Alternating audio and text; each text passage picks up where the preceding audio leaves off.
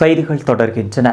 சென்னை அடுத்த கிளாம்பாக்கம் புறநகர் பஸ் நிலையம் எதிரே ஜிஎஸ்டி சாலைகளில் நோ பார்க்கிங் மற்றும் நிறுத்தம் இல்லாத இடங்களில் அரசு பஸ்களை நிறுத்தி பயணிகளை இறக்கிவிட்டு தமிழ்நாடு அரசு போக்குவரத்து கழகம், தமிழ்நாடு அரசு விரைவு போக்குவரத்து கழகம், ஆம்னி பஸ், மாநகர பஸ் உட்பட 24 பஸ்களுக்கு நேற்று செம்மஞ்சேரி போக்குவரத்து போலீஸ் இன்ஸ்பெக்டர் ஹேமந்தகுமார் தலா 1000 ரூபாய் அபராதம் விதித்து அதற்கான ரசீதுகளை டிரைவரிடம் வழங்கினார்.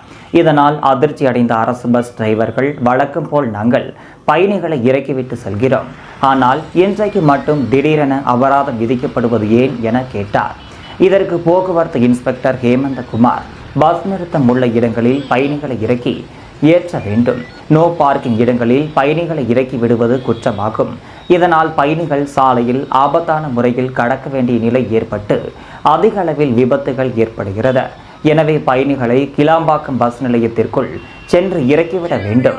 இது ஒன்றும் புதிதல்ல, வழக்கமான நடைமுறைதான் என்று கூறினார்.